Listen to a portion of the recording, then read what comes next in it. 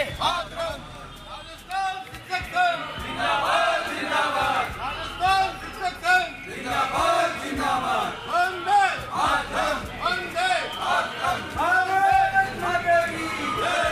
वंदे मातरम वंदे मातरम। ओ भारत मेरे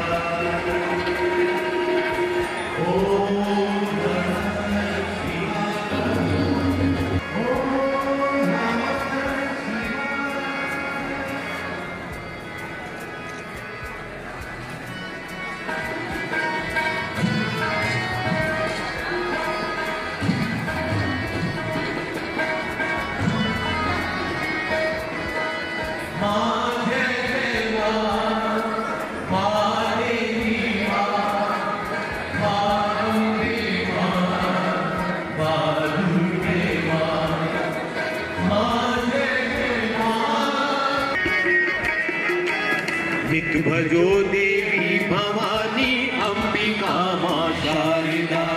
नित भजो देवी भवानी अंबिका मां शारदा। अंबिका मां शारदा देवी भवानी शारदा। अंबिका मां शारदा देवी भवानी शारदा। नित भजो देवी भवानी अंबिका मां शारदा। नित भजो देवी भवानी अंबिका मां शारदा। अंबिका मां शारदा।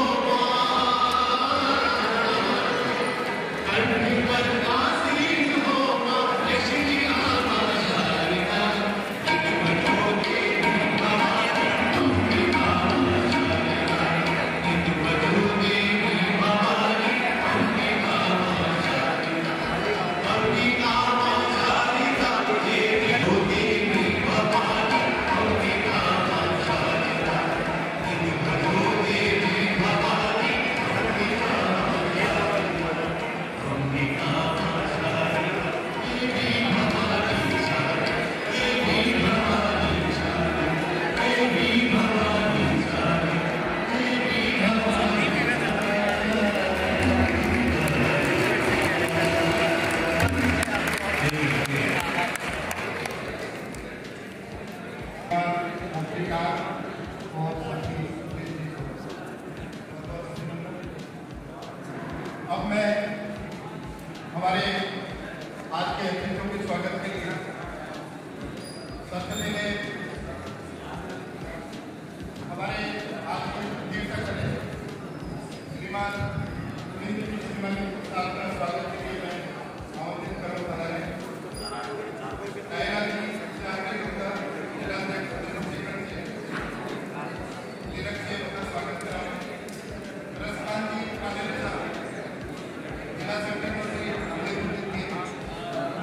स्वागत करा जिला सेक्रेटरी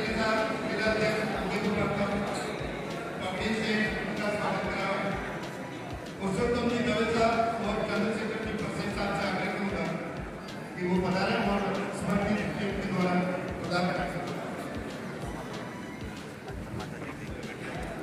सभी ताली बजा के बहुत स्वागत अभिनंदन आपका।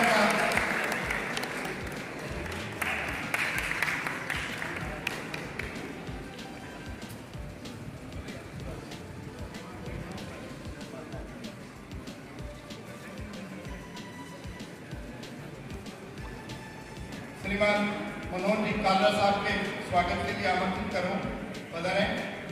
ओम जी चौबी साहब सभाध्यक्ष उदयपुर पटना, गोपाल जी शर्मा सभाध्यक्ष उदयपुर द्वितीय, दयारानी कला के साथ में गणेश जी देवड़ा उदयपुर द्वितीय के जिला मंत्री, मकरदास जी शर्मा और प्रस्कान जी पाटिल पधारे। मकरदास जी शर्मा साहब उदयपुर के वरिष्ठ जिलाध्यक्ष। मैं आग्रह करूंगा ओम जी से कि आप तिलक से स्वागत होगा कि आप पत्नी के द्वारा स्वागत करावें। मकरदास जी शर्मा और प्रस्कान जी पाटिल साहब से आग्रह करूंगा आप संपर्क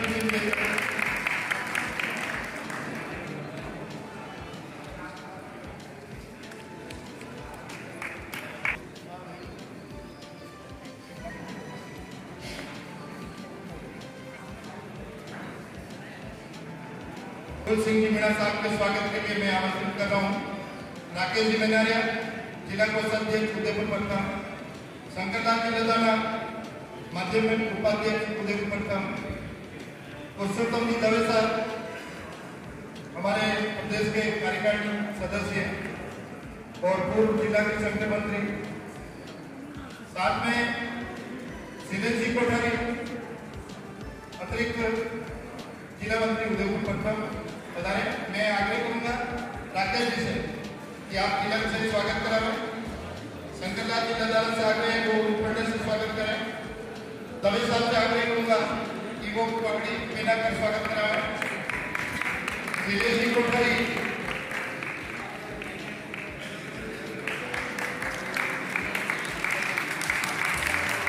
स्मृति के द्वारा स्वागत।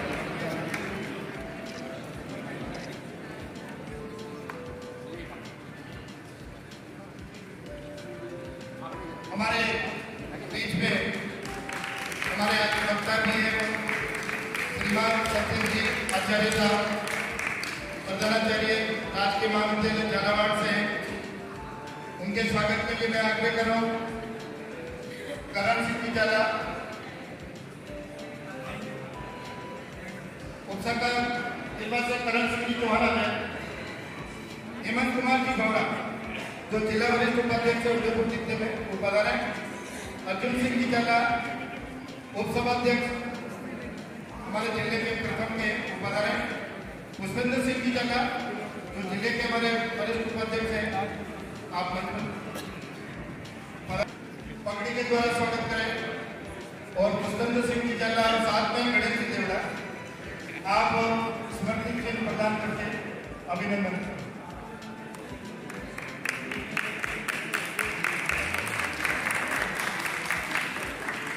सभी तालियों से हमारा अतिथियों का स्वागत करें। प्रदेश पर्यवेक्षक श्रीमती जयमाला जी पानेरी के स्वागत के लिए मैं आमंत्रित कर रहा हूँ। कौशल्या जी डॉक्टर कौशल देवा के मंत्री हमारे अनीता जी पटेल जिला महिला मंत्री हमारे उदयपुर जिले के हैं, साहिदा परवीन मैडम और उमा राका मैडम जो हमारे जिले के वरिष्ठ पंडित महिला हैं, इनसे भी आग्रह कर रहा है। मैं आग्रह करूँगा कौशल्या जी कि आप तिलक से स्वागत करें। उपन्यास से स्वागत के लिए अनीता जी पटेल, बद्रीदेव मैडम से आग्रह करूँगा शोर से उनका स्वागत कराएं और साहिदा मैडम और उमा मैडम से आग्रह करूँगा सुमति जी की प्रदान करें। साहिदा मैडम ताली बजा के सभी का स्वागत करें। हमारे प्रदेश के साथ में हमारे प्रदेश के महिला मंत्री भी उपन्यास से स्वागत करें।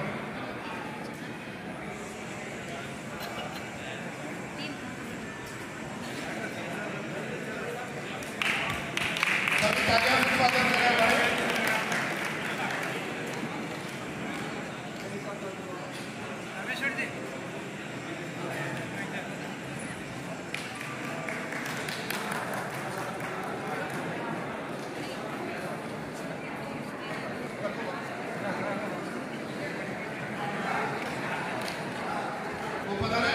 और उपन्यास से स्वागत करा।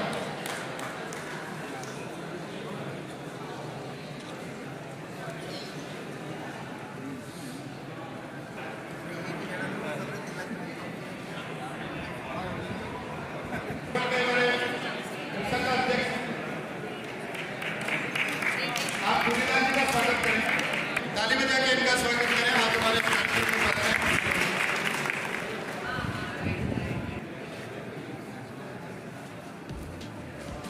श्रीमान राजकमल जी लोहार साहब जो हमारे जिले के जिलाध्यक्ष भी रहे और मंडल उपाध्यक्ष भी रहे।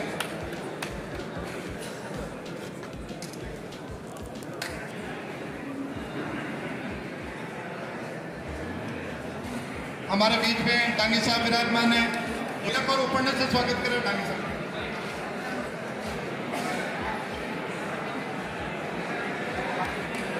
सर आगे देखिए।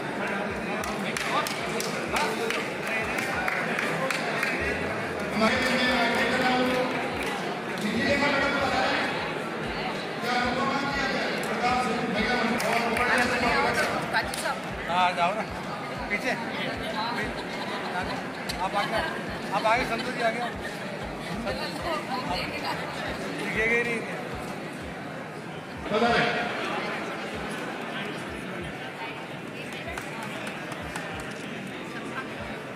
कैसे आगे हम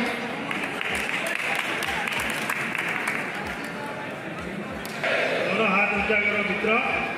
परिवर्तन का माता की मेरा भी बहुत जल्दी लेकिन संख्या जैसा मैंने सदैव परमानंद भाई साहब रविंदर जी श्रीमाली पूर्व यूआईजी चेयरमैन, पूर्व नगर निगम सभापति और हम सबको लंबे समय से आध्यात्म से मार्गदर्शन देने वाले श्रद्धेय श्रीमाली जी, हमारे बीच में मेरे गुरुजी शिक्षक संघ के मंच पर विराजमान श्रद्धेय मनोज जी काला साहब, आप पूर्व जो डीन कोटा विश्वविद्यालय के आप रह चुके हैं, भौतिकी के आप प्रोफेसर रहे, आपका मार्गदर्शन हमें मिलेगा। हमारे बीच में परम समादरणीय फूल सिंह जी मीणा साहब, विधायक ग्रामीण, और जो पल पल में हमारे कोई काम होते हैं हम उनके पास जाते हैं, चाहे आधी रात में उनके पास जाके निवेदन करते हैं तो वो हमारे पास खड़े रहते हैं। ऐसे परम आदरणीय फूल सिंह जी भाई साहब हमारे बीच में विराजमान स्वदेशी का कार्य देख रहे क्षेत्रीय के रूप में परम आदर से ऑर्डर आता है कि इन अध्यापकों के विरुद्ध अनुशासनात्मक कार्रवाई। थोड़े दिन विद्यालय चलता है, कई काम होते हैं, एक नया आ गया, सरकार ने खेल आगे बढ़ी और इस बार प्रतियोगिता और टीमों का रजिस्ट्रेशन उस वर्ष किया गया और इस बार प्रतियोगिता को कराई। बच्चों को सीडीओ कार्यालय में जाने के लिए आने जाने का कोई पैसा नहीं। एक बालक यदि विद्यालय से 20 किलोमीटर जाता है तो 50 रुपए आने का, 50 रुपए जाने का कौन अध्यापक करेगा? अध्यापक भामाशाह के रूप में करेगा। इस प्रकार की व्यवस्था, इस प्रकार का मूल्यांकन, इससे क्या हुआ? शिक्षा विभाग की कैलेंडर प्रतियोगिता ध्वस्त हो। शिक्षा विभाग में जो बच्चों की खेलकूद प्रतियोगिता हो उसका मूल्यांकन सही ढंग से नहीं। और आज ये स्थिति है कि सितंबर लगने वाला है, अक्टूबर में विभिन्न प्रकार की परीक्षाएं होगी। ये है प्रतियोगिता, ये जो खेल है कब? अभी तो इनको जिला स्तर पर और राज्य स्तर पर कराना। सरकार ने एक ऑर्डर निकाला, शिक्षकों का सम्मेलन 23-24 को ना होगा, 27-28 को होगा। क्यों? जो सम्मेलन जिसमें हमारे शिक्षकों ने, हमारी विचारधारा के लोगों ने लाखों रुपए खर्च किए, जो व्यवस्था की, इन्होंने अपनी सुविधा के अनुसार उसको 27-28 कर दिया। क्या हम नहीं है? क्या नवरात्रि हम लोग नहीं मनाते? धन्य है वो लोग जो आज मंच के सामने बैठे हुए हैं, जो आज इस स्थिति में भी हमारे सामने संगठन के साथ तन मन और धन की भावना से यह बैठे हुए हैं और अपने विचारों को जो संप्रेषित करेंगे वह निश्चित रूप से हम आगे प्रेषित करेंगे। बहुत कुछ कहना, हमारी 53 सूत्री मांगे हैं और उस 53 सूत्री मांगों पर संगठन विचार करे। संगठन ने मांग पत्र दे रखा है। हम तो कहते हैं कि भाई साहब विराजमान है, पूर्व में भी हमारी विचारधारा की सरकारें रही। हमने कहा कि राजस्थान शिक्षक संघ राष्ट्रीय जिसके 1,52,000 सदस्य हैं और इस उदयपुर प्रथम में लगभग 12,000 मेंबर है और 12,000 मेंबर नहीं। मैं भाई साहब से निवेदन करना चाहूंगा कि क्योंकि अति संचालक माननीय डायरेक्टर हेडगेवार जी का जन्म शताब्दी समारोह आ रहा है 2025 में। हमको लक्ष्य दिया शिक्षक संघ राष्ट्रीय को कि उदयपुर जिले में कितने सदस्यता बढ़ेगी, तो हमने कहा है कि 12,000 के आंकड़े को हम 15,000 ले जाएंगे। मित्रों, हम विचारधारा में काम करने वाले लोग हैं और विचारधारा को हम यहाँ से जो ग्रहण करते हैं मातृ संगठन से, और निश्चित रूप से गांव-गांव और गाड़ी-गाड़ी में हमारा अध्यापक बैठा हुआ है और वह अध्यापक के माध्यम से हमारा लक्ष्य है 2025 तक कि हमारी विचारधारा को प्रत्येक घर तक पहुंचाए। आप किस विधि से वो पढ़े, कितना पढ़े, विश्वविद्यालय में या स्कूलों में जो परीक्षा का पैटर्न बदल दिया गया, जहां 5 और 6 क्वेश्चन अटेम्प्ट करने पड़ते थे 3 घंटे में, वहां 2 क्वेश्चन कर दिए। इस तरह कई चीजें हैं। लेकिन हम गहराई से सोचें कि शिक्षक और शिक्षार्थी का केवल शिक्षक का विषय पढ़ा देना, शिक्षार्थी का परीक्षा में उत्तीर्ण हो जाना, यही हमारा ध्येय का शिक्षा का। तो हम अपनी प्राचीन पद्धति, गुरुकुल पद्धति या भारतीय शिक्षण पद्धति को देखें तो ऐसा नहीं लगता है। वहां केवल अर्थोपार्जन के लिए या केवल इंफॉर्मेशन देने के लिए शिक्षा नहीं दी जाती थी। 21वीं सदी ज्ञान की सदी ऐसा कहा जाता है और ये भी कहा जाता है कि जिस व्यक्ति के पास ज्ञान अधिक होगा वह दूसरों पर प्रभुत्व या शासन करेगा। इसी प्रकार जिस देश के पास ज्ञान अधिक होगा और उस ज्ञान के आधार पर वह टेक्नोलॉजी विकसित करेगा, वह पूरे विश्व पर प्रभुत्व करेगा। हो सकता है, लेकिन ये लॉन्ग रन में जाकर लंबे काल तक सत्य नहीं हो सकता। चीन ने अपनी टेक्नोलॉजी के बलबूते पर या वहां कुछ जबरदस्त सुधार करके विश्व पर आर्थिक प्रभुत्व जमाने की कोशिश की और अभी भी कर रहा है, लेकिन वो लंबे समय तक इसमें सफल होगा इसकी गारंटी नहीं है। उसके लिए दूसरी विशेषताएं भी चाहिए, और उस विशेषताओं को एक शिक्षार्थी के शिक्षण काल में बाहर निकालकर उनको उजागर करके और एक विद्यार्थी या शिक्षार्थी को आगे बढ़ाकर उन विशेषताओं को उभार सकते हैं। आज हम देखते हैं अभी जो नई शिक्षा नीति आई है 2020 में, राष्ट्रीय शिक्षा नीति, वो जब तक संपूर्ण रूप से लागू हो उसके पहले का परिदृश्य हम देखें तो हम पाएंगे कि देश में जो भी समस्याएं थी, बुरी बातें हो रही थी, बैंक लूटे जा रहे थे, हत्याएं हो रही थी और भी अनेक बातें हो रही थी, उनके पीछे जो लोग थे वो शिक्षित थे। कोई अशिक्षित लोग बहुत कम मात्रा में होंगे, लेकिन शिक्षित वर्ग, कोई इंजीनियर था, कोई डॉक्टर था, कोई इकोनॉमिस्ट था, कोई इन्होंने ऐसे ऐसे काम किए जिनको पढ़ के सुन के अखबारों में हमारा जो मस्तक है वो धर्म से जुड़ता है कि शिक्षा क्या उन्होंने प्राप्त की, क्या सीखा। तो शिक्षा बनाम चरित्र, एजुकेशन वर्सेस कैरेक्टर, ये एक प्रॉब्लम बनी हुई है कि जो बच्चा शिक्षा लेने आता है वह केवल विषय सीखता है या जीवन जीने का ढंग भी सीखता है या चरित्र निर्माण भी सीखता है या अन्य जो बातें उसको जीवन में उपयोगी आगे चलकर होंगी वो भी सीखता है या नहीं। तो हम पाते हैं कि नहीं सीखता, इसकी व्यवस्था भी नहीं है अभी तक। दूसरी जो प्रॉब्लम है, विज्ञान का इतना विकास हो गया कि हर आदमी हर चीज के पीछे वैज्ञानिक तर्क ढूंढने लगा। आज हमारी जो संस्कृति है, भारतीय संस्कृति, जो मुख्यतः हिंदू संस्कृति है, उसमें जितनी भी मान्यताएं हैं वो विज्ञान सम्मत है या नहीं। अगर विज्ञान सम्मत है तो हम मानेंगे, नहीं है तो नहीं मानेंगे। क्यों हम चरण स्पर्श करें, क्यों हम चरणामृत लें, क्यों हम मंदिर में जाएं, क्यों हम घंटी बजाएं, क्यों हम माला फेरें, क्यों हम जप करें, इत्यादि इत्यादि।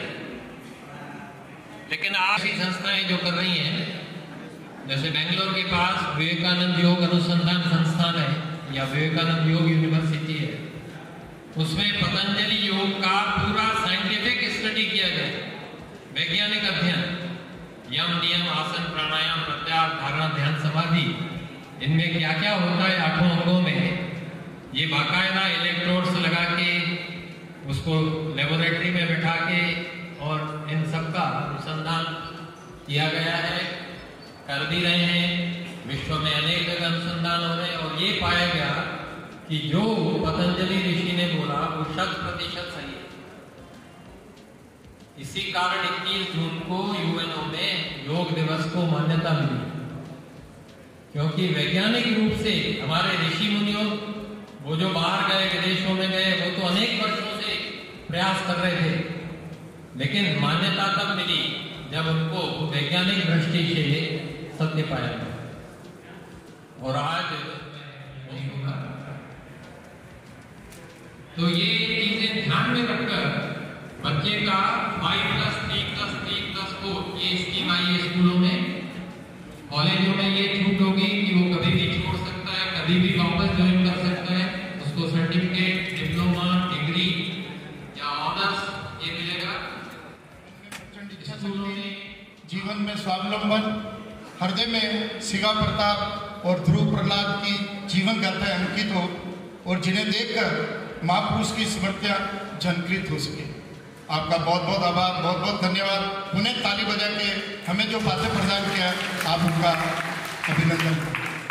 मैं अगली कड़ी में हमारे एक वक्ता हमारे बीच शिक्षाविद विराजमान है, श्रीमान सतीश जी आचार्य साहब से आग्रह करूँगा पधारे। आप प्राचार्य महाविद्यालय झालावाड़ से हैं। मैं आदर के साथ आपको आमंत्रित करूँ, पधारे।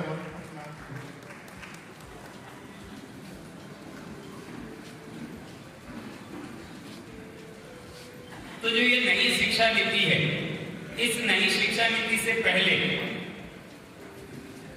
जो यहां हम सबकी वेदनाएं रखी जा रही थी, शिक्षक भारतवर्ष में कोई वृत्ति का माध्यम नहीं था, कोई रोजगार के लिए शिक्षक नहीं बनता था। और हमारा शिक्षक संघ राष्ट्रीय और उससे ऊपर जो गुरु वंदन की बात कर रहे हैं, क्योंकि हम जिस ढांचे में ढल गए हैं वहां समस्याएं ही समस्याएं, और हम समस्याओं के लिए किसकी ओर देख रहे हैं? चाहे वो पगार हो, चाहे बीएलओ से मुक्ति हो, सरकार की ओर। हमारी सनातन शिक्षा व्यवस्था या पूर्व में अक्सर अन्न और आरोग्य समाज के हिस्से में आते थे, परंतु व्यवस्था समाप्त हुई, षड्यंत्र पूर्वक समाप्त की गई, और उसका परिणाम 70 वर्षों से हम देख रहे हैं, और परिणाम है बेरोजगारी। और उस बेरोजगारी को दूर करने के लिए अभी राष्ट्रीय स्वयंसेवक संघ के आह्वान पर आर्थिक समूह, भारतीय मजदूर संघ, किसान संघ, अभी जिनके नाम लिए गए, लघु उद्योग भारती, अखिल भारतीय ग्राहक पंचायत, स्वदेशी जागरण मंच, इन सब आर्थिक समूह के साथ साथ भारतीय जनता पार्टी, अखिल भारतीय विद्यार्थी परिषद, भारतीय शिक्षण मंडल, सक्षम, सेवा भारती, इन सभी संगठनों ने मिलकर एक स्वावलंबी भारत अभियान प्रारंभ किया।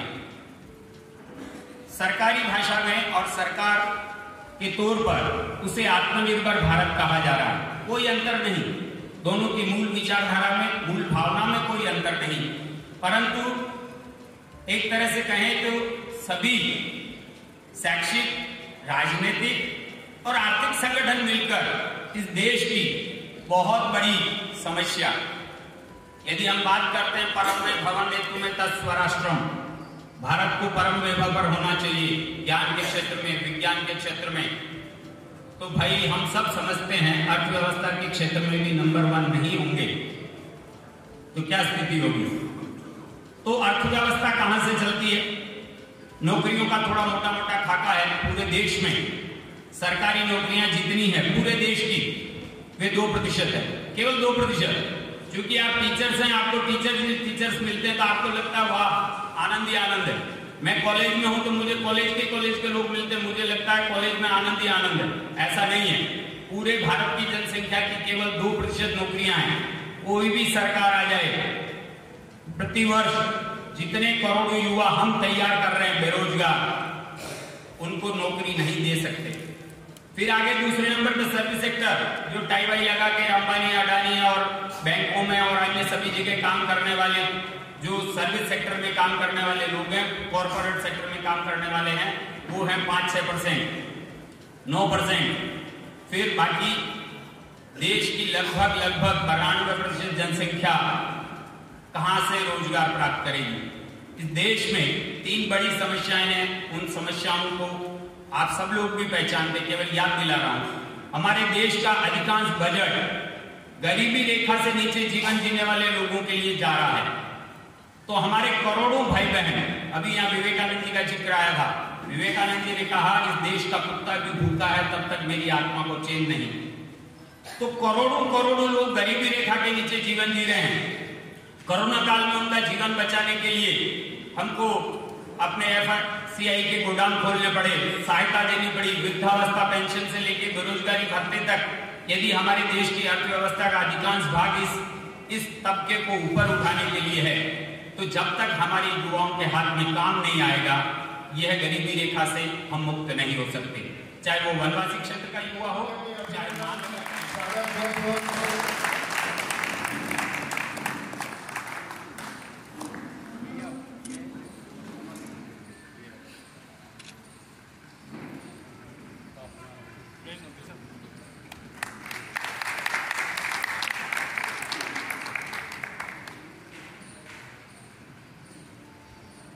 साथ ही हमारे अतिरिक्त जिला मंत्री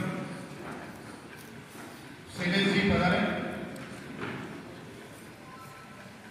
तिलक और उपरने से स्वागत करें।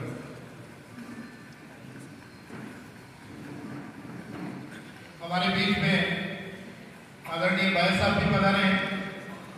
भाई साहब का भी हमारे बीच में विराजमान श्रद्धेय शंकर जी भैया, जिन्होंने अपने जीवन के 45 साल तक इस राजस्थान शिक्षक संघ राष्ट्र को समर्पित किया। और मैं आपको बताऊं, मैं 30 साल 32 साल से इनके साथ काम कर रहा हूं, बहुत कुछ बातें सीखी और आज जिस मंच पर खड़ा हूं, संघ के बाद यदि किसी का नाम है मेरे पीछे तो वो भैया साहब। तो ऐसे मनीषी का कि जिन्होंने कुछ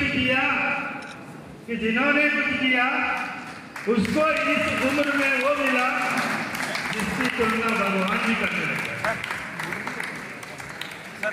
तालियां बजती रहे जिससे लगे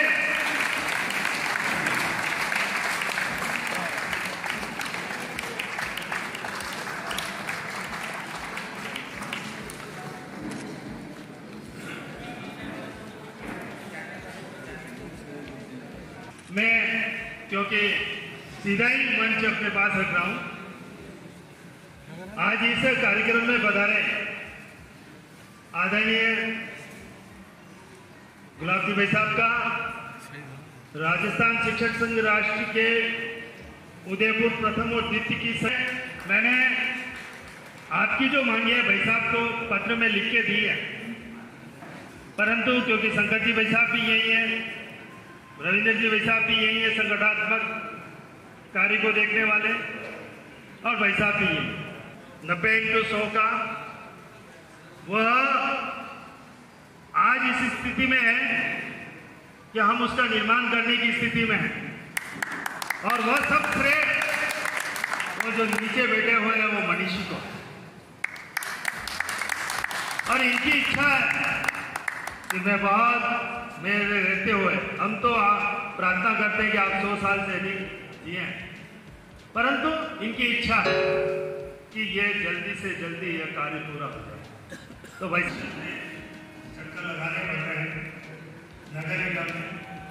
अभी तक हमारी कि कभी ये कहते हैं कि नीचे जाओ, कभी कहते हैं हम ऊपर जाए, ऐसी स्थिति है कि खाली उसका देखना है, उसके ऊपर अलॉटमेंट का पैसा हम जमा कराने के लिए तैयार है, संगठन तैयार है। हमने नक्शा भी लगा दिया भाई के साथ। भाई साहब से मैं कहना नहीं चाह रहा था, परंतु ऐसा अवसर मुझे मिला, इसलिए मैं आपसे निवेदन करता हूँ संगठन की ओर से कि उस फाइल को हमारे जल्दी से जल्दी निकलवा दें, जिससे कि हम निर्माण का कार्य करवा सकें। यह हमारी एक प्रमुख मांग है। मांगे आपने आपके सामने रखी है। पुनः मैं मंच महासागर है और हमारे लिए बड़े ही फख्र की बात है कि हम पूरे ही भारत के अंदर राजस्थान शिक्षक संघ जो राष्ट्रीय हमारा जिसके हम कार्यकर्ता हैं, सबसे बड़ा संगठन है। जब हम वहाँ पर संख्या के रूप में बताते हैं, हमारा जो परिचय वहाँ पर लिया जाता है, भी हमारे संगठन की जो सदस्यता थी वो कहीं कम नहीं हुई बल्कि बढ़ी। ये सब आप सभी यहाँ पर विराजमान मेरे कार्यकर्ताओं के बदौलत यह सफलता हमें प्राप्त हुई। हम कोरोना काल में भी राजस्थान शिक्षक संघ राष्ट्रीय घर पर नहीं बैठा। हमने 1.5 करोड़ से अधिक की राशि लोगों के लिए समर्पित की। हमारे कार्यकर्ताओं ने जिस रूप में भी उस काल में हम लोगों की मदद कर सकते थे, हमने घरों से बाहर निकलकर हमारे कार्यकर्ताओं ने किया। ये हमारे लिए बहुत ही, क्योंकि जो राजस्थान शिक्षक संघ है वह सिर्फ अध्यापक हित के लिए नहीं लड़ता है, वरन शिक्षक हित, समाज हित, और हम जो विद्यालय में अपना योगदान देते हैं वहां पर भी हमेशा हमारा राजस्थान शिक्षक संघ का राष्ट्रीय का जो कार्यकर्ता होता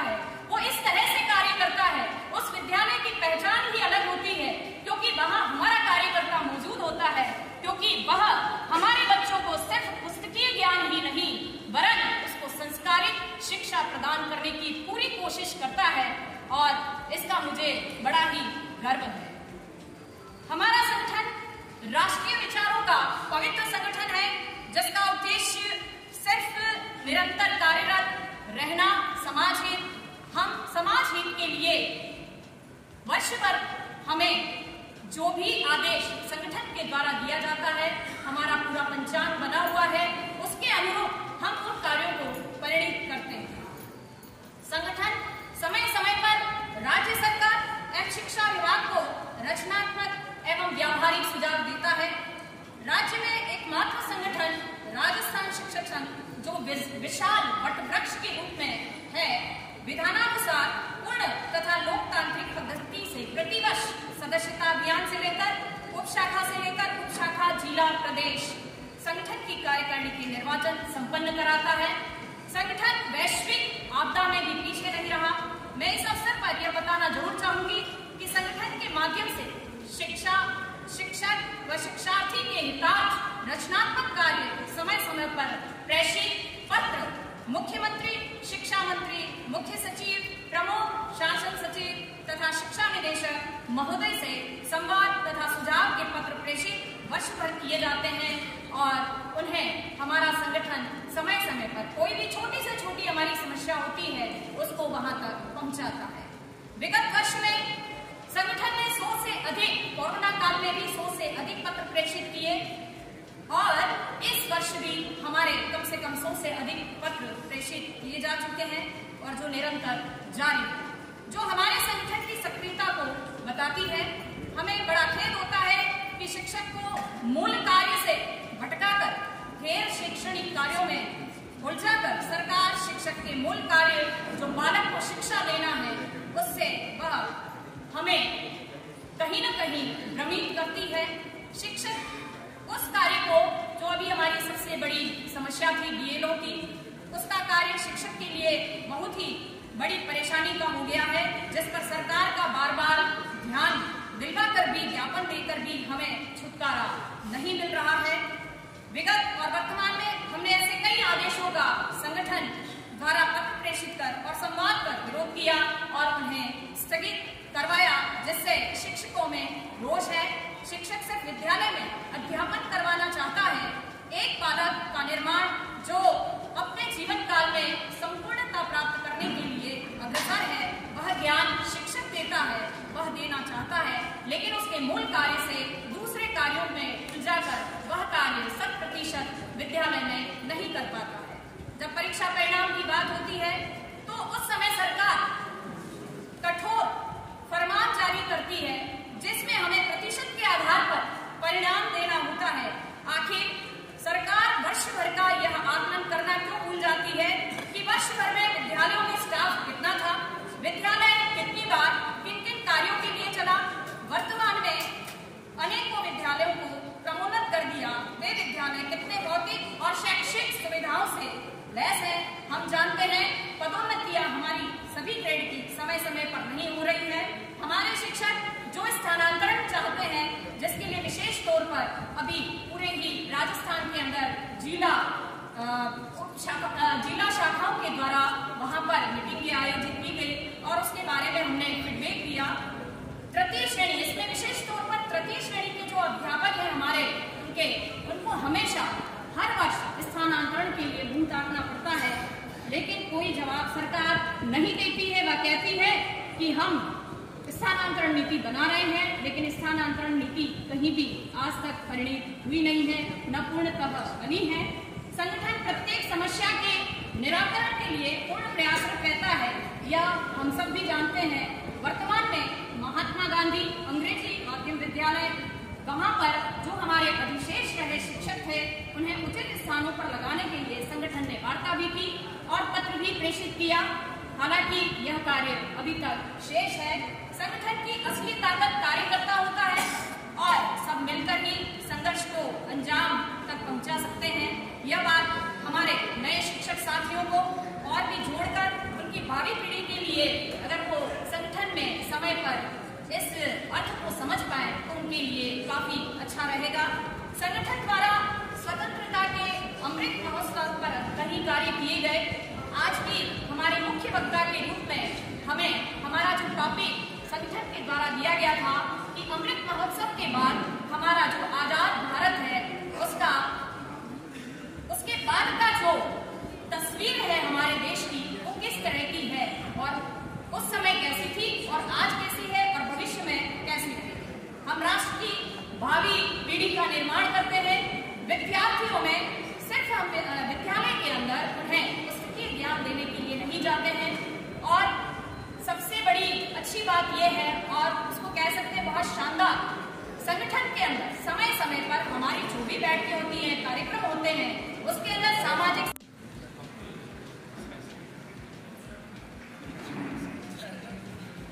सबसे आगे अगले वाले मुख्य अतिथि और अध्यक्ष महोदय का उद्बोधन हमें पाठ्य मिलेगा और हमारी जो समस्या है हमें पैसा तो दी है, इसके बारे में पैसा हमें आश्वस्त करेंगे।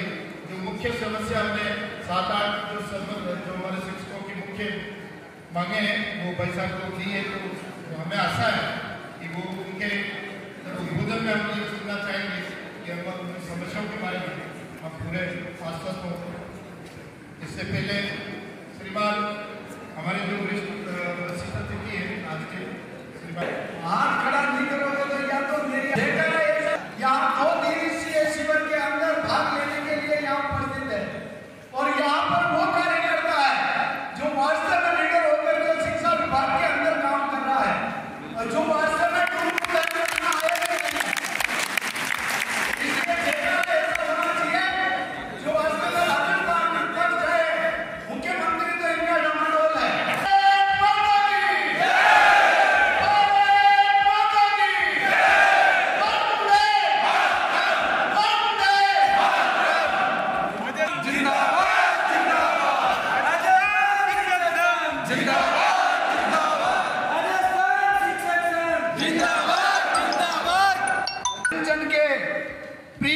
मार्गदर्शक नेता प्रतिपक्ष गुलाब जी भाई साहब और हमारे इस आयोजन के अध्यक्षता करने वाले पूर्व यूआईटी के चेयरमैन साहब और हमारे जिला के जिलाध्यक्ष रविंद्र जी श्रीमाली साहब और हमारे मुख्य वक्ता मनोहर जी कालरा साहब, हमारे देहात के जिलाध्यक्ष चंद्रगुप्त सिंह जी चौहान साहब, जिला के इस शिक्षक संघ के अध्यक्ष भेरूलाल जी तेली साहब, मंच पर विराजे हुए सभी अतिथिगण, समस्त मंच के अलावा राजस्थान के शिक्षक संघ के पदाधिकारी और सामान्य सभी शिक्षक बंधु और बहनें और मेरे बड़े भाई और इस उम्र में भी वास्तव में इस शिक्षक संघ की चिंता करने वाले, मैं सरकार के अंदर विधायक था और पल पल की रिपोर्ट लेते थे। ऐसे शख्स के लिए जोरदार तालियां बजाए शंकर जी भैया के साथ लिए। इन्होंने आज इस उम्र में भी अपने जैसे तो थोड़ी सी बुखार आ जाए तो कौन जाए, मगर आज शिक्षक संघ की चिंता करके यहां तक पहुंचे हैं। साथ में प्रदेश मंत्री बहन जयमाला जी, सभी के सामने सभी वक्ताओं ने अपना शिक्षक संघ मजबूत कैसे हो, क्या क्या कमियां हैं, उसमें क्या सुधार करें, इसके बारे में सभी ने बोला। जैसे हमारे जिलाध्यक्ष जी कह रहे थे कि हमारे यह सरकार खेलकूद प्रतियोगिता जो हमारे बच्चे स्कूल में 1 महीना तक प्रशिक्षण लेते थे और खेलते थे और हमारे जिला स्तर और राज्य स्तर तक जाते थे, उस खेल भावना को बिल्कुल ठेस पहुंचाकर आज पूरे के पूरे गांव के लोगों को जोड़कर उन्होंने उस खेल भावना के ऊपर ठेस पहुंचाई। अगर पूरी सामूहिक खेल प्रतियोगिता रखनी साहब, और वहां के प्रधानाध्यापक जी ने मेरे को ज्ञापन दिया, और वो जब से वह यहाँ पर है उसकी पोस्टिंग आई है तब से एक दिन भी काम यहाँ पे स्कूल में नहीं गई। स्कूल में पद खाली है और वो बीकानेर में कहां पर पता नहीं कहां ड्यूटी पे है, वो कागज में लिखा हुआ है। मगर हमारी अंग्रेजी पढ़ने वाले बच्चे क्या परीक्षा देंगे? 2 महीना भी नहीं रहा है, अब 3 महीना रह गया स्कूल, परीक्षा देंगे कहां देंगे, कब पढ़ेंगे? इसे सरकार की वास्तव में तेल डालकर कान में सोई हुई है, कुंभकर्ण की नींद सोई हुई है। ये तो मैं धन्यवाद देता हूं गुलाब जी भाई साहब को कि ये नेता प्रतिपक्ष गुलाब जी भाई साहब और हम इनके साथ में मिलकर उनको जगाने का प्रयास कर रहे हैं, मगर वो इधर से शुद्ध है इधर पे निकाल लेते हैं, और उनके मंत्री जो बिल लाते हैं उसका उनको ज्ञान नहीं है और बिल रख देते हैं, और भाई साहब पूरी रात पढ़ते हैं, उसके बारे में अध्ययन करते हैं, और जब वो कहते हैं तो सीपी जी जोशी बीच में आकर उनका बचाव करते हैं। ये ऐसे नहीं, नेता प्रतिपक्ष महोदय ये पूछ रहे हैं, इसका जवाब दो। हाँ सर मैं लिख के दे दूंगा, मैं जानकारी लेके दे दूंगा। इसलिए ये सरकार कुछ करने वाली नहीं है।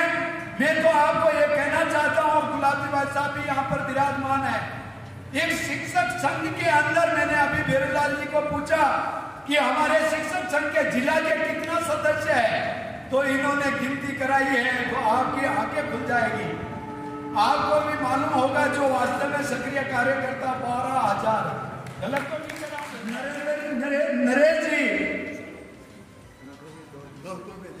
नरेश जी बेटे हैं वास्तव में, डांगी साहब, दवे साहब बेटे। हमने कभी द्वेषता ऐसी नहीं की। जो हमारा अध्यापक कहीं छोटा मोटा कहीं काम करता है तो उसको आते ही पहले सरकार की मंत्रिमंडल का विस्तार हुआ या नहीं हुआ सूची भेज दी, और तुरंत प्रभाव से हमारे अध्यापकों को वास्तव में सजा दिया, तो हम भी उसकी चयनित करेंगे। और जब वो वास्तव में आपके पास आए, भाई साहब के पास आग्रह न करे, थोड़े दिन तो उनको सजा दो जो वास्तव में इस संगठन से भी बचकर रहते हैं, और जैसे सरकार आएगी तो यहाँ पर आपकी जगह नहीं, ये ग्राउंड भी छोटा पड़ जाएगा। इसलिए मैं ज्यादा नहीं कहूँगा, आप कर्मठ कार्यकर्ता हो और भारतीय जनता पार्टी का कार्यकर्ता होगा नहीं।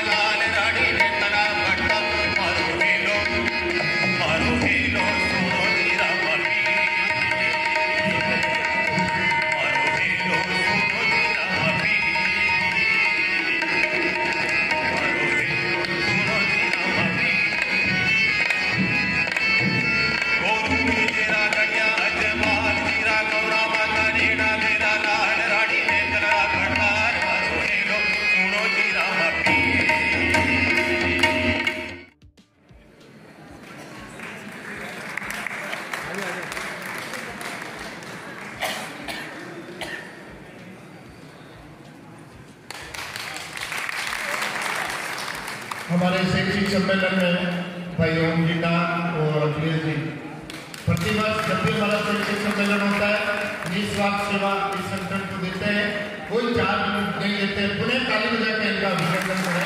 स्वागत बहुत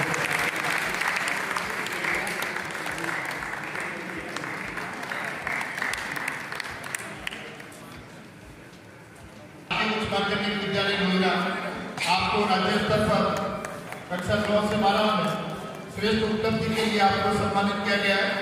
मैं तिलक श्रीफल और स्मृति चिन्ह के माध्यम से हमारे अतिथियों के माध्यम से स्वागत करने के लिए निवेदन कर रहा हूँ। श्रीमान पटाना साहब से आकर उनका आप पगड़ी पहनाकर उनका स्वागत करें। हमारे अध्यक्ष महोदय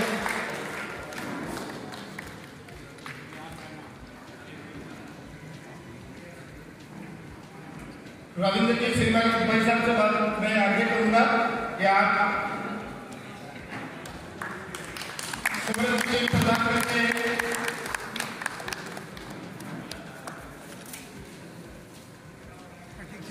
साथ ही हमारे जिला से जी भी रहे, मैं दयाला जी से भी आगे करूंगा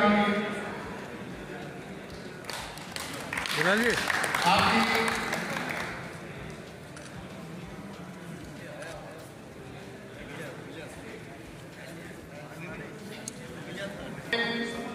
और जिला स्तर पर और प्रदेश स्तर पर खिलाड़ियों को तैयार किया है।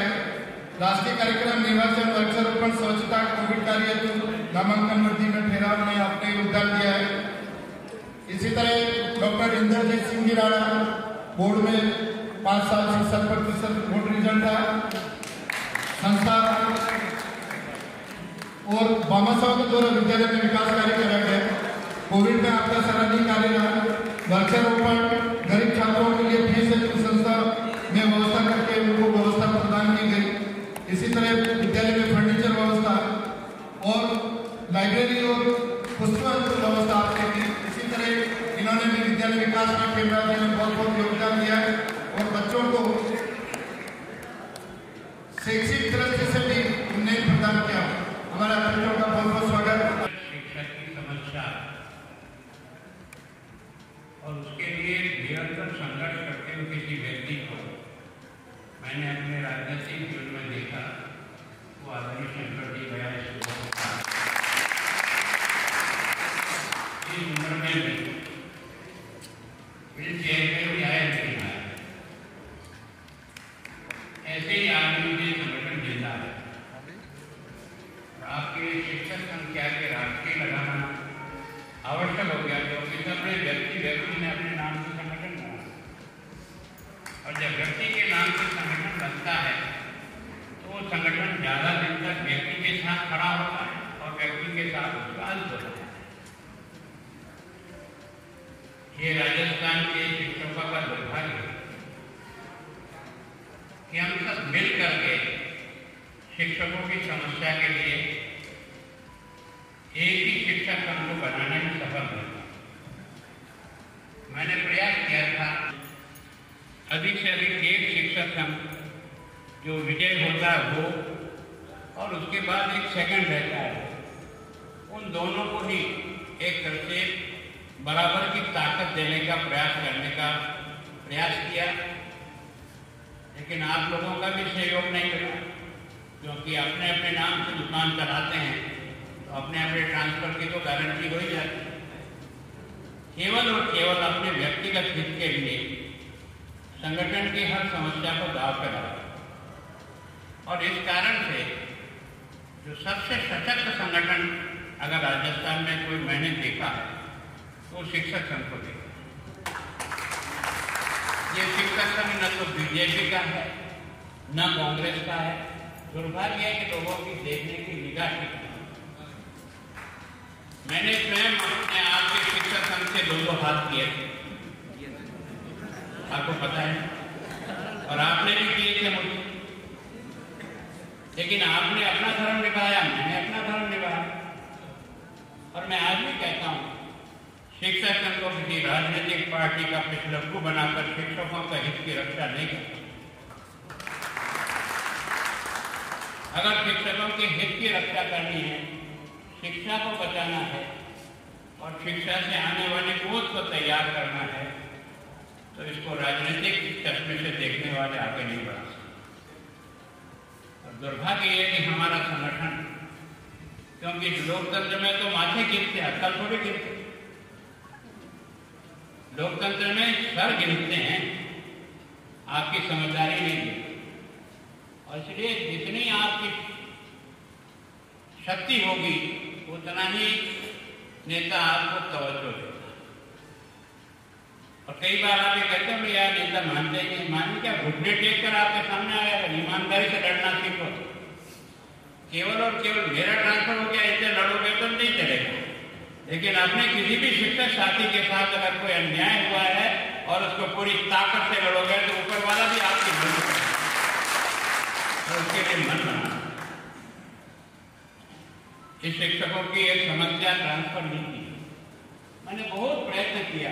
आप लोग कई मुझसे नाराज हुए होंगे, लेकिन मैं कह सकता हूं कि 94 से लेकर 98 तक मैंने एक शिक्षा को एक दिशा देने का प्रयास किया और मैंने कोशिश की कि ट्रांसफर पॉलिसी बने।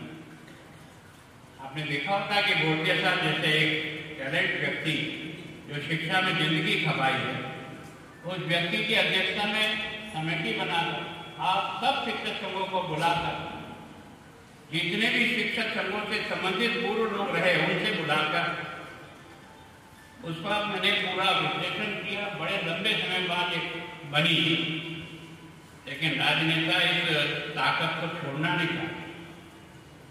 केवल और केवल राजनेता या जो भी मंत्री होता है सोचता मेरे हाथ में क्या रहेगा। अरे तेरे हाथ में ये शिक्षा सुधारने का काम है ना दादा, एक ही कर लेना, इससे क्या ताकत मिलेगी, किसको क्या ट्रांसफर करना है, किसको ट्रांसफर नहीं। लेकिन आज दिन तक, पिछली बार फिर एक कमेटी बनी थी वासुदेव टाइम, उस समय हमने फाइनल कर दिया, लेकिन वहां भी वही सवाल आया, चाहे वो मेरे हो चाहे आप में हो, पावर कोई छोड़ना नहीं था। और पावर क्या है, रामलाल यहाँ बैठे, मोहनलाल वहां बैठे हैं, तो किसी का बच्चा ही, लेकिन हमारा मन इसके लिए तैयार है। और इसलिए वास्तव में यानी शिक्षा का जो काम था वो सबसे महत्वपूर्ण काम था, उसका सिलेबस ठीक हो, उसका पाठ्यक्रम की रचना ठीक हो, इस पर किसी ने माथा थोड़ी की क्या पढ़ाए हैं और क्या आगे भविष्य का बच्चा बना रहे हैं। आप और मैं जो थोड़ा बहुत उस समय बचपन में कुछ पढ़े थे ना, इसके कारण से कुछ चीजें पकड़ में आज भी है। आज का बच्चा तो ये सोचता है कि मुझे मोटा पैकेज कहाँ से मिलेगा, पैकेज की लड़ाई लड़ रहा, और माता पिता भी पैकेज की लड़ाई में लगेंगे। वो 2 करोड़ लाएगा और वो अमेरिका चला जाएगा, बुढ़ापे में कोई पानी पिलाने वाला नहीं मिलेगा, इसको याद रखें। क्योंकि जब संस्कार पैदा नहीं होता ना, तो पैकेज इंसान को नहीं बनाता। पैकेज बिल्डिंग बना सकता है, पैकेज आपके आभूषण ला सकता है, पैकेज आपके बढ़िया कपड़े बना सकता है, पर आपका पैकेज इंसान नहीं बना सकता। मेरे देश का दुर्भाग्य है कि जिस शिक्षा के द्वारा आने वाली पीढ़ी का निर्माण होना था, उसमें हमने बहुत कम रुचि, और उसके कारण से ये जो देश जो आज जिस भ्रष्टाचार की भट्टी में चल रहा है, जिसमें आप और हम सब शरीक, जिसका भी मन कमजोर है वो सब है। कोई दूसरे को उंगली बताने की जरूरत नहीं है, मेरी तरफ अपने 4 उंगलियां अपनी तरफ भी है, थोड़ा सा गौर करने की जरूरत है। अगर किसी व्यवस्था को सुधारना चाहते हो तो सामने वाले को उंगली बताने की जरूरत नहीं है, अपने आप को उंगली बताओ, मैं किस गलत पर खड़ा हूं, मैं क्या। हम उसमें भी अब मैं सोचता हूं कि थर्ड ग्रेड की ट्रांसफर यहां से बात करने से क्या मिलेगा, किसी आदमी को यहां से भरतपुर भेज दो, क्या मिलेगा, क्या उसमें तो कुछ उपलब्धि होगी। मैं शिक्षक रहा हूं और मैंने पूर्विया जी की पुत्र वधू को मेरे सेक्टर में वो प्रिंसिपल, मेरे लोगों ने कहा कि यहाँ कितने सालों से बैठी है, मैंने उसका ट्रांसफर के बाद जब अभिभावक मेरे पास आए, उसका रिकॉर्ड है कि स्कूल में आने के बाद किस संस्था प्रधान ने ये काम किया, ये काम किया, ये काम ही तो ध्यान खराब। मैंने सोचा मैंने बहुत अन्याय कर दिया। एक अच्छा शिक्षा किसी भी कांग्रेस परिवार में हो, बीजेपी परिवार में, मुझे कोई लेना देना नहीं, मुझे मेरे बच्चे की पढ़ाई चाहिए। मेरे बच्चे का भविष्य चाहिए। और इसलिए मैंने वहीं से, जैसे ही उन्होंने मुझे बताया, मैंने मेरे डायरेक्टर को फ़ोन किया। मैंने कहा मेरे से बहुत बड़ी चूक हुई है, भूल हुई, मैं भूल सुधारना चाहता हूँ, आपको उसको तुरंत आदेश दो और उस बच्ची को वापस उसी जगह लगा। राजनीति का अखाड़ा है तो मैदान में लड़ लेंगे, पर राजनीति लड़ने के लिए अगर हम किसी अच्छे अध्यापक के साथ अगर न्याय करेंगे, हम संस्कार पैदा नहीं कर सकते बच्चों। अगर हम वास्तव में संस्कार पैदा करना चाहें, अब आप देखते हैं, आपको दुख नहीं होता, आपको आंदोलन करना आता नहीं है। मैं बहुत दुखी हूँ। आज भी मेरे प्राइवेट स्कूलों में मेरे बच्चे जो अध्यापक हैं वो 12,000, 18,000, 20,000, 22,000 में नौकरी कर रहे हैं, अच्छी डिग्रियां लेने के बाद। वो जब अपने घर बच्चों के पास जाता होगा ना, वो मांगता गाता सब मेरे लिए पेड़ खिलाओ, वो आपकी तरफ देखता होगा। और हमने आपके आंदोलन को शरणार्थी के समय से, मैं सोचता हूँ कि भैरव सिंह जी के साथ लड़ झगड़ करके भी अगर कोई अच्छा पे स्केल बनाया, हम लोगों ने शिक्षकों का पे स्केल बनाकर आपको। लेकिन आज निजी शिक्षण संस्थाओं में रहने वाला बच्चा रो रहा है, न उसकी सर्विस की गारंटी, न उसकी तनख्वाह की गारंटी, कोई बोलता ही नहीं। 8,000 में संविदा शिक्षक काम कर रहा है, 8,000 में मिनिमम वेज की भी ऊपर होता है, और कोई डरना नहीं। लड़ना केवल और केवल अपने लिए, अपने को यहाँ से कोटड़ा कर दिया, कर दिया यार, कोटड़ा कोई हिंदुस्तान में नहीं है। क्या तुम ही अपने बच्चों से प्यार करते हो क्या? और कोई बच्चों से प्यार करने वाला नहीं है। जिन लोगों ने देश के लिए खड़ा करने के लिए अपने आप को कुर्बान किया ना, उन्होंने अपने घर गृहस्थी सब छोड़ करके झूला लटका करके निकले ना, तब से लेकर के 100 साल की समय की साधना से तुम जिंदे हो, मैं जिंदा हूं दोस्तों। इसके कारण से लगता है एक छोटा सा झटका लगता है, यहाँ दिख जाएगा तो मेरा ट्रांसफर हो जाएगा, इसलिए भाग जाते हैं। हमको देख लेंगे कि ये वो प्रोजेक्ट का और फला काम ये राष्ट्रीय अधिवेशन में चले गए तो हमारा क्या होगा? जो इतना डरता है वो क्या समाज सुधार करेगा? समाज सुधार सिरफिरों से होता है। आज तो अपना कुछ भी संघर्ष नहीं हो रहा है। प्रारंभ में शिक्षक संघ के लोगों को नौकरी से निकाला गया, और नौकरी से निकालने के बाद भी उस आधी तनख्वाह में भी काम करके शिक्षक संघ को खड़ा करने का प्रयत्न किया है। हमने घुटने नहीं टेके दोस्तों। संख्या में कितने कम है ज्यादा इसकी भी हम चिंता नहीं करते, पर असूलों के लिए लड़ते, और असूलों के लिए लड़ करके जो असूलों से लड़ता है ऊपर वाला उसकी मदद करता है। क्या है हमारा दुर्भाग्य है कि सारा शिक्षा का ढांचे। मैं जब शिक्षा मंत्री था तो मैं 31 मार्च साल का एंड होता था, तब डीओ से ये बैठे नामी था, ये सर्टिफिकेट देना था कि मेरे एरिया में एक भी पद रिक्त नहीं है, एक भी पद रिक्त नहीं है, ये सर्टिफिकेट आता और सिलेक्शन पहले हो जाता है, क्रम वाइज जगह खाली होती। आज 2 हुई तो 2 बच्चे आ गए, कल 5 हुई तो 5 बच्चे नीचे से आ गए। पूरे साल भर का सिलेक्शन करके लिस्ट लगा लेते थे। इसमें से ही अध्यापक आएगा, न तो किसी के यहाँ जाने की जरूरत है, न किसी को भेंट पूजा देने की जरूरत है। और हमारी परीक्षा का तो सर्वनाश। आप पूछ सकते उन बच्चों को जो 26 लाख बच्चे परीक्षा देने आए थे, उनके माँ बाप ने किस तरह से उन बच्चों को पढ़ाया? परीक्षा देने गए होंगे, कहाँ सेंटर दे दिए, और उसके बाद भी भूखे प्यासे रहने के बाद भी पेपर आउट। और पेपर आउट भी कौन करता है? जो पेपर की व्यवस्था नहीं करता है वो पेपर आउट करता है। वाह रे वाह, देश तेरा कमाल है। और उसके बाद भी उस हत्यारे को कोई दंड, क्या तमाशा हो रहा है? बहुत अफसोस है, शिक्षा का ढांचा सारा चरम है। अब ये जो कह रहे हैं ना कि हमने ग्रामीण ओलंपिक करो, हमें ग्रामीण ओलंपिक से कोई नाराजगी नहीं, पर यार 40 साल के बूढ़े के साथ मेरे 12 साल के बच्चे को क्यों खिला रहे हो यार? क्यों खिला रहे हो? क्या उसमें से कम से कम आप ओलंपिक करना करो, गांव की अलग से टीम बना करके अलग से टीम को खिलाओ, पर मेरे स्कूल के बच्चों की एक्टिविटीज को जाम कर दो। और यही समय है जहां से हमारा खेल प्रतियोगिता शुरू होती है, डिस्ट्रिक्ट लेवल जाती है, राज्य स्तर के लोग खेलते हैं, वो इंटरनेशनल प्रतियोगिता होती है, वो बच्चे कहाँ जाएंगे? उनके भविष्य का कौन चिंता करेगा? केवल भीड़ देकर भाषण ठोकने का हमारा स्वभाव है। हम इसमें खुश हैं कि भीड़ कितनी है सामने, मेरी को ताली कितने बजाएगी, इससे कुछ ज्ञान नहीं होने वाला।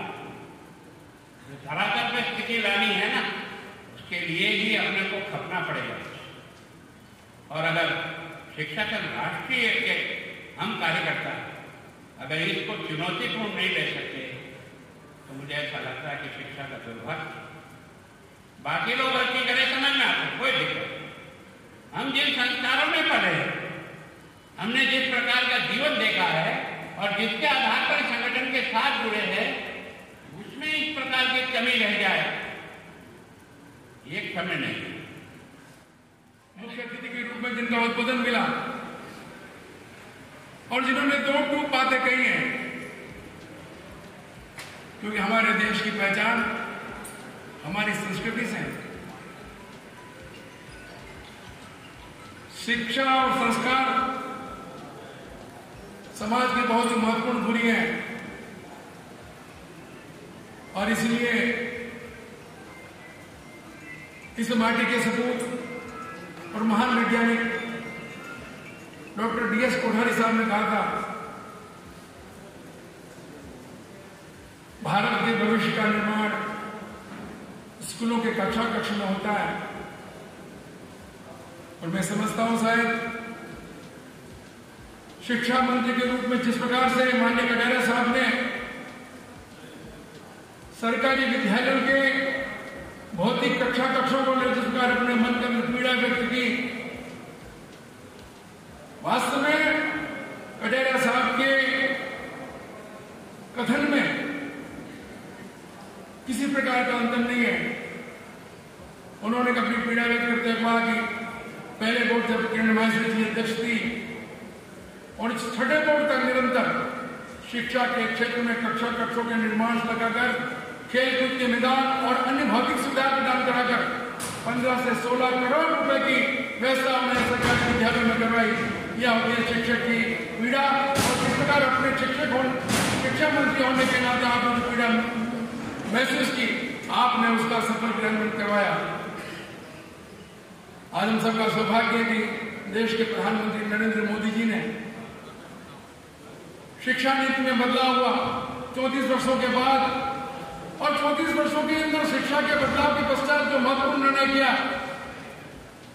शिक्षा के साथ साथ कौशल का विकास भी होना चाहिए।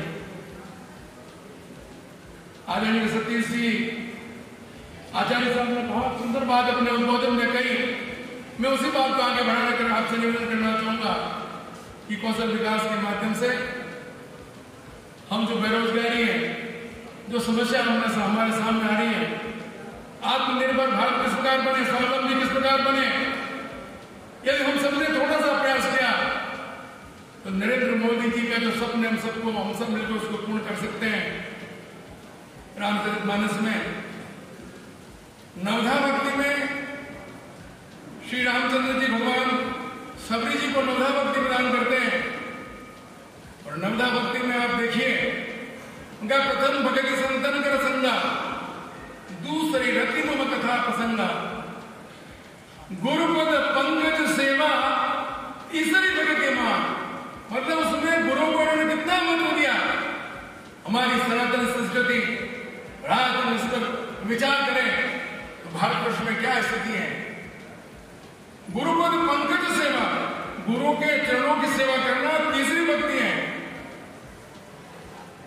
लेकिन जिस प्रकार की स्थिति सारे देश के अंदर बनी हुई है, बहुत विचारणीय प्रश्न है। हम अभिभावकों के, छात्रों के और शिक्षक के बीच में किस प्रकार के संबंध होने चाहिए, हम उस पर विचार करें। ये संस्कार किस प्रकार के होने चाहिए, यदि हम अभी से नहीं चुके, जिस प्रकार से आपने कटारिया साहब ने भी चिंता व्यक्त की है। संस्कार विहीन समाज से राष्ट्र की समृद्धि नहीं हो सकती है। इसलिए मैं निवेदन करना चाहूंगा, हम सभी लोग संस्कारवान पीढ़ी का निर्माण करें और वह संस्कारवान पीढ़ी का निर्माण यदि कोई कर सकता है तो कर सकता है शिक्षक। नेता प्रतिपक्ष राजस्थान विधानसभा, आज के हमारे मुख्य वक्ता आदरणीय कालरा साहब, पूर्व डीन कोटा विश्वविद्यालय आदरणीय सतीश जी, आचार्य राजकीय महाविद्यालय झालावाड़ प्राचार्य, चेयरमैन पूर्व चेयरमैन नगर पालिका नगर परिषद एवं युवा के अध्यक्ष आदरणीय रविंद्र जी श्रीमाली, जो आज के हमारे इस कार्यक्रम की अध्यक्षता कर रहे हैं, उदयपुर ग्रामीण के लोकप्रिय विधायक जुझारू नेता आदरणीय फूल सिंह जी मीणा साहब, हमारे उदयपुर जिला प्रथम के अध्यक्ष आदरणीय भेरूलाल जी, कमल जी बाबे, पर्यवेक्षक बहन जयमाला जी, जिला प्रथम के जिला संगठन मंत्री आदरणीय चंद्रशेखर जी परसाई साहब, द्वितीय के जिला संगठन मंत्री आदरणीय कृष्णकांत जी पानेरी साहब, जिला प्रथम के मंत्री जो कार्यक्रम का संयोजन कर रहे हैं आदरणीय चंद्रमन जी बागड़ी साहब, और जिला द्वितीय के मेरे मंत्री गणेश जी देवड़ा, जिला संगठन महिला संगठन मंत्री बहन पुष्पा जी,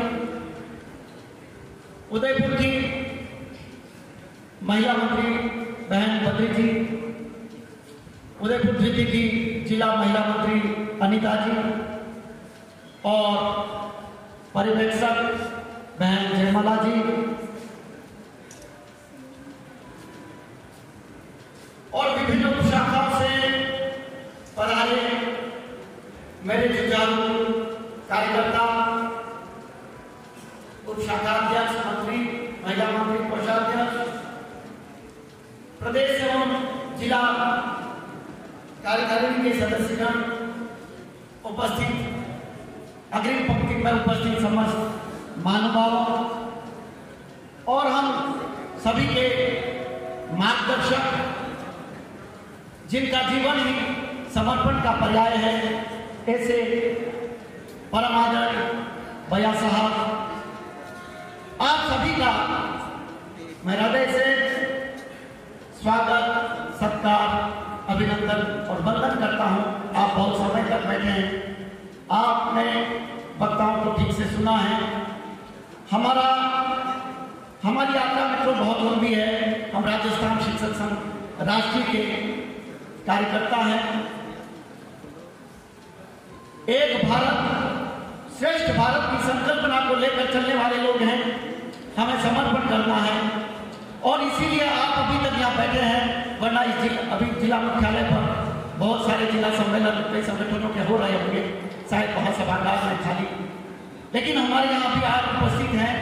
ये वो राष्ट्र के कार्यकर्ता हैं, ये राष्ट्र का शिक्षक है, जो अपने ध्येय में अपना उद्देश्य लेकर चल रहा है। हम केवल हमारे अधिकारों की मांग नहीं करते, हम कर्तव्य की भी याद दिलाते हैं। एक ऐसा संगठन, राजस्थान का शिक्षकों का बृहद संगठन, शिक्षकों की आवाज बुलंद करने वाला इस संगठन में आज आप सभी को पुनः इस मंच से एक बार आप उपस्थित रहे, सुना